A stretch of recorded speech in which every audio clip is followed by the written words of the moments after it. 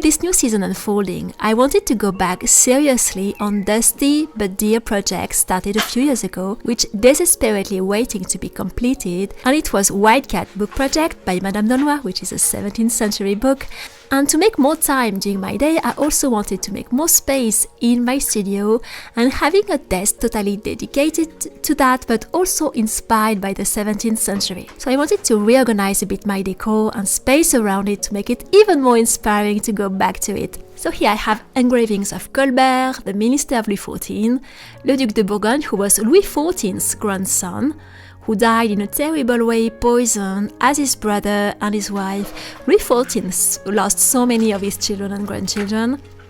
And next we have two old illustrations found at the old bookshop in my town. He also sells a lot of illustrations and engravings. And this is Louis XIV's daughter-in-law and Louis XIV, Louis XIV himself. And of course Charles Perrault, who was an employee of Colbert and Louis XIV.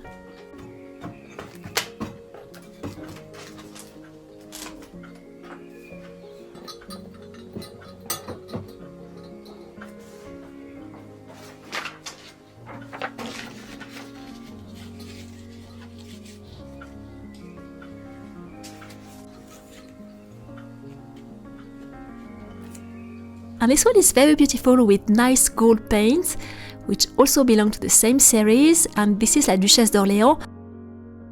Now the purpose of this desk is also to be ready instantly, so I can go back to it when I have a bit of time during the day, just to have a little change on the main work I'm doing as a little refresher, or simply at the end of the day or the morning, but so that I don't have to look for tools, for supplies, or for what I should go back to or start. That everything is very easy and I can go back to it even for 20 minutes. Right now I'm going back to the parrot from White Cat's library. It's a scene. I've already made all the books. I need to finish the decor, the drawing behind the decor. This poor parrot was waiting to be finished for 1 year.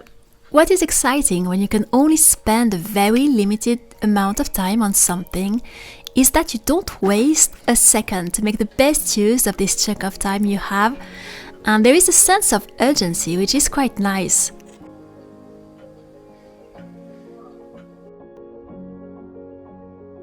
With the new energy of spring, I try to expand my days and I train myself to wake up much earlier, so at around 5 o'clock, and be in the studio before 7. I need a bit of time in the morning to get ready in the bathroom, in the shower. I have a few morning practice I like to do. I also like to clean a bit, so I can't be ready in 30 minutes. In my world, it doesn't happen. But still, I try to be ready in the studio earlier than I used to be, so before 7, and it's already a big change. So depending on the days now, I work around 40 minutes or up to 2 hours, 2 hours and a half, and at some days it's going to be more than that, on the White Cat book project before doing anything else. So this season for me is about making more time for my dreams, for meaningful projects, and changing my perspective on time. Thinking I don't have enough time in my day, and rather thinking I have enough time if I use it wisely.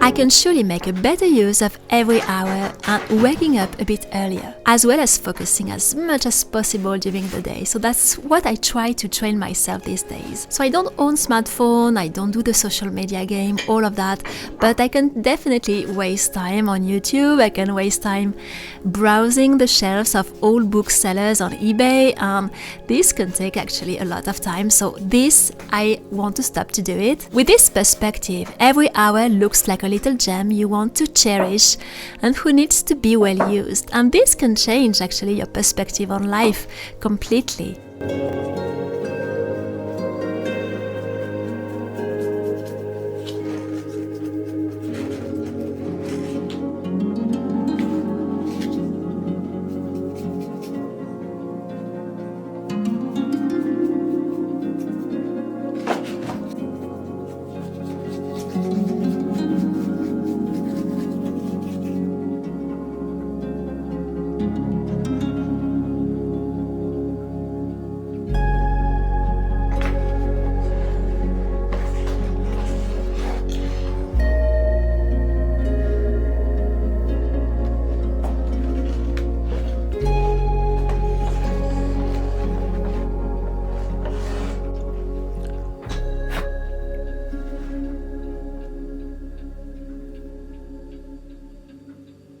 Of course, when you work on a project like that, only a few hours or 1 hour per day, every day, you don't make spectacular progress you can share and you can show to people who wouldn't know exactly what you are doing. It's not spectacular. This morning, for example, I worked on the chair, I worked a bit on her dress, I've prepared some paper I'm going to use later. Well, it was not big, huge, and I finished little things because I want everything to be super nicely finished for the illustrations, the photos and everything. I know the progress I made, but you wouldn't necessarily know it. But it doesn't matter. What I think is very important is not, for example, having a weekly goal of what you want to accomplish at the end of the week, knowing that you are only using a bit of left time you have. So it's going to change every day. For me, it's not exactly the same amount of time I can spend every day on it. I work on tons of other things and I can only, yes, invest a bit of time on it. But it feels so good to work on it every day, to be able to cross, a day in a calendar, knowing that you have spent for me in that case, it's 10 days on it. I've started at the beginning of last week, I think it was Tuesday or Wednesday. And I worked a little on it every day, every morning. And it feels so good. It feels really, really good because I've made some progress in these 10 days. And I'm just happy to being back on it. Going back to something which I've been started, I've already made a lot of progress on it. I still have a lot to do, but it's not dead, it's still alive and going back with a new energy. And I think this season, spring, is so good for that. I think it's just the best moment to go back to old dusty project that you loved, that you wanted to complete, that you were attached to it. And for tons of different reasons, it has been on pause or abandoned. Let me know, by the way, if you have a similar project, something you have started many months, many years ago, especially many years ago, and you would like to go back to it. It has been on pause, it has been not exactly abandoned, but a little still for a little too long. Just let me know what it is and if you would like to go back to it, and if you have managed to find the time, the energy, the inspiration to go back to a project which has been on pause for many years and you have eventually finished it and you were proud of it, especially I think because there were all this time which made it even more difficult to go back to it. I would love to know your story if you have a story like that. Because I think it's just like sport. If you stop exercising for 1 week, 2 weeks, 1 month, it's going to be really hard to go back to it. The longer you wait, the harder it is to go back to it. But I think sometimes for anything, it's the same. Even an artistic project, I love doing all of that. Of course I love it, but I know that I have still a lot to do. And sometimes thinking about that can be overwhelming, and changing our perspective on things that it doesn't matter. It's just seeing what is accomplished every day, seeing the needle moving a tiny bit every day in the good direction. And I think this feels so good for your soul, for your mood, for everything, because whatever happened for the rest of your day, you have been loyal to yourself, you have made some progress on something which was meaningful for you. And I think this is really precious. At any moment of life, whatever happens in the world, you will feel just much better about it for the rest of your day. And I'm glad I've started it. I'm disciplined for other areas of my life, of course.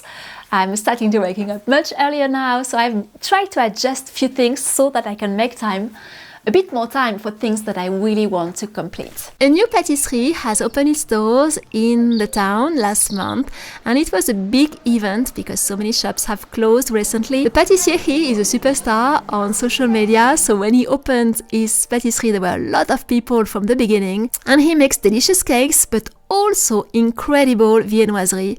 So he makes the classics, croissant, pain au chocolat, pain au raisin and chausson aux pommes, and I show you here the supposed best pain au chocolat from the best bakeries in Paris, and I think you can even see the difference on the photo.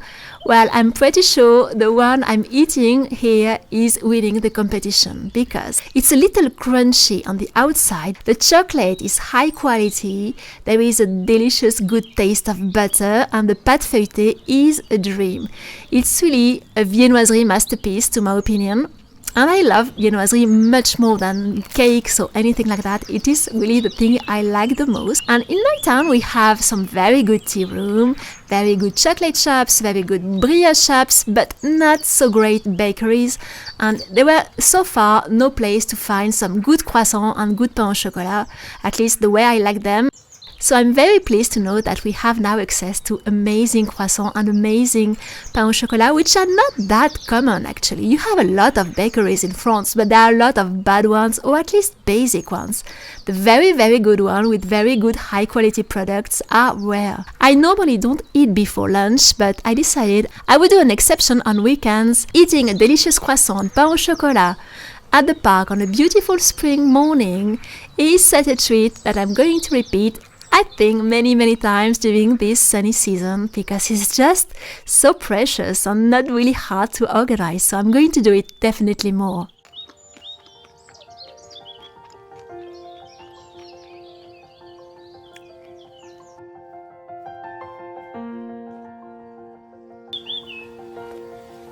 I also took some writing paper to catch up with some letters, and it's so nice to do it at the park.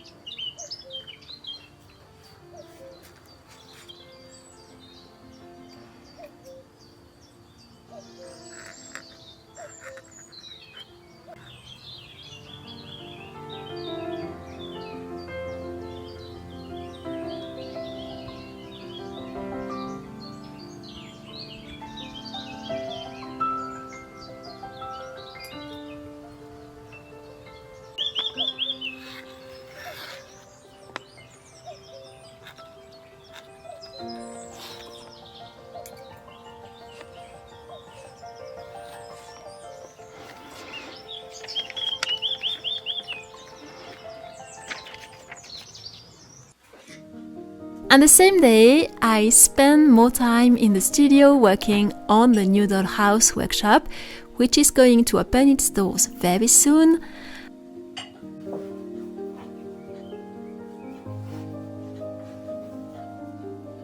And the sculpting was pretty intense, but now I'm going to have a lot of fun filming and doing all the painting.